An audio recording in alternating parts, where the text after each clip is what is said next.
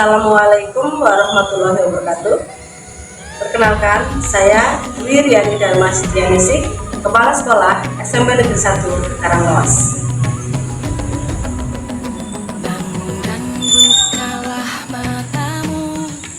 Bapak Ibu pendidik dimanapun berada, kali ini saya akan berbagi praktik baik tentang menentukan fasilitas proyek, alokasi waktu, dan tahapan kelima, khususnya di SMP Negeri 1 Karanglewas.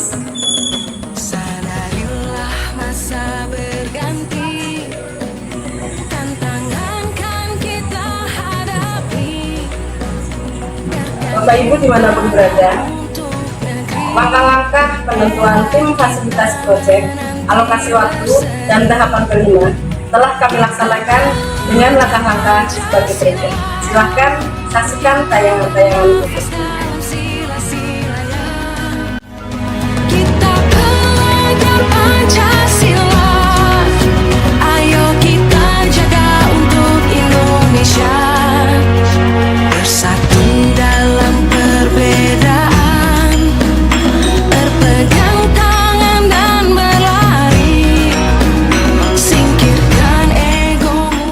Ibu Bapak yang saya hormati, seperti yang sudah saya sampaikan tadi, tema 2 kita mengambil tema kewirausahaan. Di tema ini kita akan mengambil 3 dimensi untuk penguatan profil pelajar berbasis lainnya, yaitu dimensi yang pertama, dimensi beriman bertakwa kepada Tuhan Yang Maha Esa dan berakhlak mulia. Elemen yang kita pilih adalah elemen akhlak pribadi dengan sub-elemen integritas. Di sini kita akan mengamati apakah peserta didik berani dan konsisten menyampaikan kebenaran atau fakta, serta memahami konsekuensinya untuk diri sendiri dan orang lain. Dimensi yang kedua adalah dimensi gotong royong. Kita mengambil elemen kolaborasi dengan sub-elemen kerjasama. Kita akan melihat apakah peserta didik dapat menyelaraskan tindakan diri sendiri dengan orang lain untuk melaksanakan kegiatan dan mencapai tujuan kelompok. Ibu Bapak yang saya hormati, untuk dimensi yang ketiga adalah bernalar kritis. Elemen yang kita pilih adalah elemen memperoleh dan memproses informasi dan gagasan, dengan sub-elemen mengidentifikasi, mengklarifikasi, dan mengolah informasi dan gagasan. Di sini kita akan melihat apakah siswa sudah bisa mengidentifikasi, mengklarifikasi, dan menganalisis informasi yang relevan, serta memprioritaskan beberapa gagasan tertentu. Demikian tadi 3 dimensi yang kita pilih untuk penerimaan tahap 2.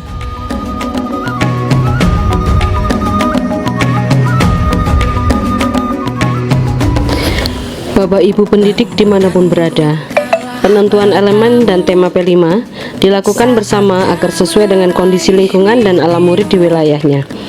Berdasarkan video yang telah Bapak Ibu simak, apakah ada keterlibatan murid dalam refleksi P5 tahap 1 dan identifikasi untuk P5 tahap berikutnya?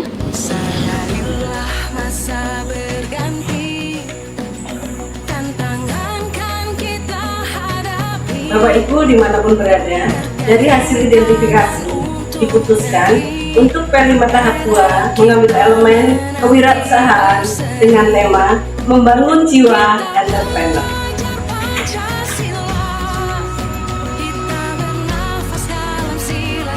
Bapak Ibu dimanapun berada, berdasarkan hasil identifikasi secara diskusi dan setelah menentukan tim fasilitasi proyek, alokasi waktu, dan tahapan P5, maka proses P5 dilakukan dengan alur sebagai berikut.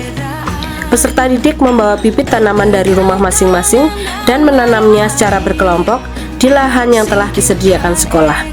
Sambil menunggu tanaman tumbuh besar, peserta didik belajar membuat infografis untuk membuat label makanan dan brosur, dibimbing oleh guru TIK menggunakan Canva. Hal ini untuk memenuhi kebutuhan peserta didik menguasai IT untuk menyongsong kehidupan di abad 21. 2 minggu berikutnya, peserta didik diajarkan menyayangi tanaman. Untuk membekali peserta didik tentang cara mengolah makanan, maka dipilih salah satu pengusaha kelanting sukses dari Desa Taman Sari sebagai narasumber. Peserta didik diberi kesempatan untuk tanya jawab. Hal ini dilakukan untuk meningkatkan literasi, numerasi, dan bernalar kritis. Kegiatan berikutnya adalah pengolahan yang dilakukan di sekolah, dilanjutkan pengepakan dan pemasaran. Setelah itu, peserta didik diminta menghitung modal dan laba yang didapat dan dituangkan dalam laporan proyek. Puncak kegiatan berupa gelar karya peserta didik, berupa bazar makanan dan pentas seni. Kegiatan ini dihadiri oleh Bapak Camat dan Ramil, Kapolsek, Komite Sekolah, beberapa wakil paguyuban orang tua peserta didik, bahkan Kepala Dinas Pendidikan Kabupaten Banyumas dan wartawan. Bapak Ibu dimanapun berada, demikian video praktik baik yang bisa kami bagikan. Semoga bermanfaat dan bisa menginspirasi serta memotivasi Bapak Ibu semuanya. Terima kasih. Assalamualaikum warahmatullahi wabarakatuh.